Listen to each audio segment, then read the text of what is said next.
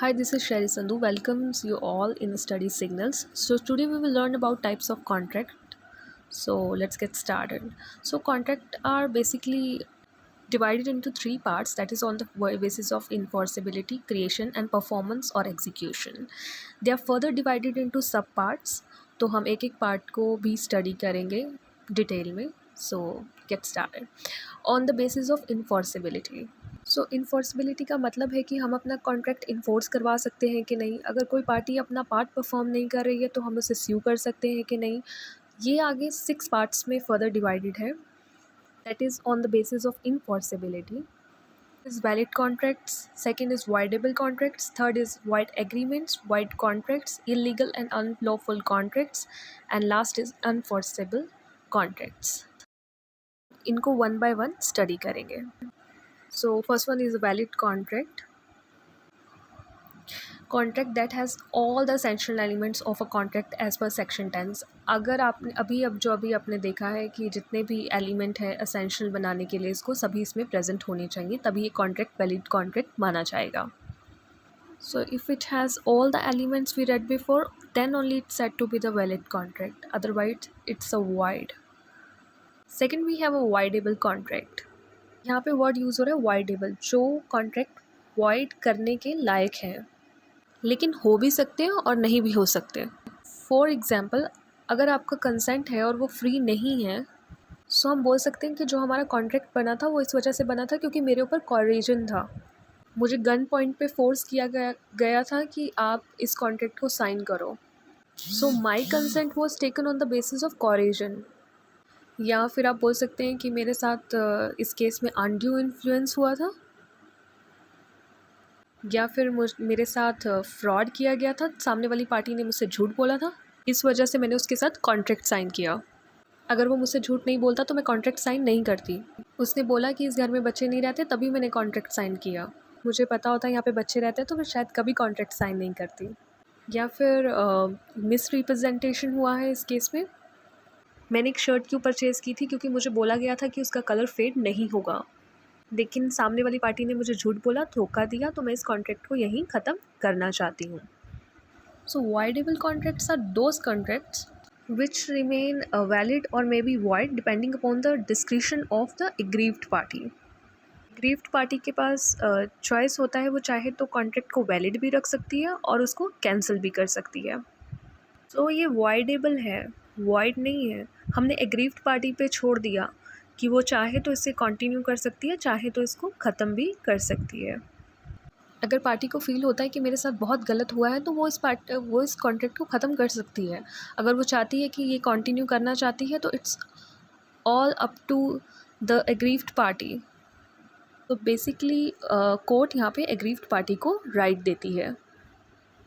Court यहाँ पे aggrieved party को पावर दे रहा है कि अगर वो चाहती है कॉन्ट्रैक्ट ख़त्म हो जाए तो सामने वाली पार्टी उसे कंपनसेट भी करेगी, और अगर पार्टी वैलिड रखना चाहती है तो वैलिड रख सकती है. दोनों पार्टीज़ अपनी अपनी ऑब्लिगेशंस को ठीक वैसे ही परफॉर्म करेंगे जैसे कॉन्ट्रैक्ट में था. तो these are voidable contracts which are voidable at the option of aggrieved party. Third we have void agreements. अब यहाँ पर वर्ड यूज़ हुआ है void ab initio. That means void from the very beginning. An agreement क्या होता है, हमें पता है कि जब हम ऑफ़र देते हैं और वो एक्सेप्ट हो जाता है then that is called agreement. void agreements वो एग्रीमेंट्स होते हैं जो void ab initio हैं. Means they are wrong from the very beginning. मतलब कि उनका कोई एग्जिस्टेंस ही नहीं है. They are null and void from the very beginning. तो इसीलिए यहाँ पे टर्म यूज़ किया जाता है void ab initio. कि void क्यों है, क्योंकि एक से ज़्यादा एसेंशियल्स इसमें नहीं थे वैलिड कॉन्ट्रैक्ट के, इसलिए. और हमारा ऑब्जेक्ट जो है वो अनलॉफुल है. आपने स्मगलिंग करने के लिए मेरा घर रेंट पे लिया है, या मेरा कंसेंट फ्री नहीं था, या हमारा कंसिडरेशन अनलॉफुल है. मैंने आपको बोला XYZ को शूट कर दो, मैं आपको 10 लाख रुपीज़ दूंगी. So this is a unlawful consideration. कोई भी इलीगल काम करने के लिए मैंने आपको बोला है, तो कोई भी एसेंशियल एलिमेंट अगर मिसिंग है, so this comes into the category of void agreement, क्योंकि वो कभी फॉर्म हो ही नहीं पाया. आप अगर कोर्ट जाओगे तो आप इसे कोर्ट में भी इन्फोर्स नहीं करवा सकते हो, क्योंकि इसमें कोई भी एसेंशियल एलिमेंट प्रेजेंट नहीं है. Now for example wagering agreements. Wagering agreements वो होते हैं जिसमें सट्टा लगाया जाता है। तो अगर आपने कोई सट्टेबाजी के लिए एग्रीमेंट किया है। And next is expressly declared void. अभी हमने पीछे देखा किसी को ये बोलना कि तुम ज़िंदगी भर शादी नहीं करोगे, इस काम के लिए तुम्हें 10 लाख दूंगी।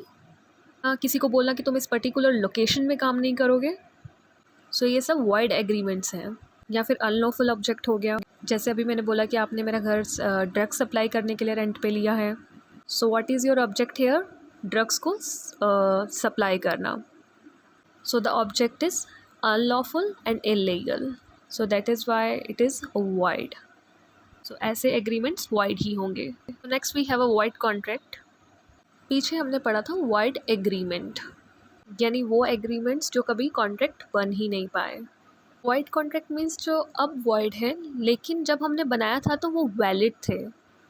कॉन्ट्रैक्ट्स को हम बोलते हैं void contract. Contracts that were valid but now unenforceable, लेकिन अब वो वाइड हो गए हैं। क्यों वाइड हो गए हैं? Because of subsequent illegality. जैसे मैंने आपको बोला कि आप मुझे वीट सप्लाई करेंगे, हमारा कॉन्ट्रैक्ट बना कि मैं आपको वीट सप्लाई करूँगी, तो जितना भी था क्वांटिटी और क्वालिटी के अकॉर्डिंग हमने कॉन्ट्रैक्ट बनाया, तो वो वैलिड था। वीट सप्लाई करना इज़ अ वैलिड कॉन्ट्रैक्ट। लेकिन हुआ ऐसा कि गवर्नमेंट ने कॉन्ट्रैक्ट पूरा होने से पहले ही ये ऑर्डर कर दिया कि आप प्राइवेटली नहीं वीट सप्लाई कर सकते, और अगर ऐसा करते हो तो ये इलीगल है। सो दैट मीन्स कि अब आपको अपनी ऑब्लिगेशन परफॉर्म करना डिफ़िकल्ट हो गया है। अब अगर मैं आपको वीट सप्लाई करूँगी तो मुझे जेल हो जाएगी, and now the performance of the contract is impossible. In that case हमारा कॉन्ट्रैक्ट अब क्या हो जाएगा? Wide contract. लेकिन जब हमने बनाया था वो वैलिड था। अब किसी वजह से हमारा कॉन्ट्रैक्ट अब जो है वो वाइड हो गया है and we can not perform that. The next we have a supervening impossibility. अब जैसे मैंने कॉन्ट्रैक्ट किया था कि मैं तुम्हें 10 लाख दूंगी, तुम मुझसे शादी कर लो। तुमने एग्री किया कि ठीक है 2 महीने बाद मैं तुमसे शादी कर लूँगा। अब जिससे शादी करनी थी उसी की डेथ हो गई, तो अब क्या आप अपना कॉन्ट्रैक्ट परफॉर्म कर पाएंगे? नहीं कर पाएंगे बिकॉज ऑफ सुपरवीनिंग इम्पॉसिबिलिटी। अब एक ऐसी पॉसिबिलिटी राइज हो गई है जिसने इम्पॉसिबल कर दिया है हमारी परफॉर्मेंस को। सो that is called a supervening impossibility. तो अब जो आपका काम है वो अब आप परफॉर्म नहीं कर पा रहे हैं, तो ये हो गया हमारा wide contract. That I can not perform my part because of the supervening impossibility. कुछ भी ऐसा हो गया जिसकी वजह से मेरी परफॉर्मेंस इम्पॉसिबल हो चुकी है। So this is all about the void contracts. Hope you understand the concept of void contract, void agreements.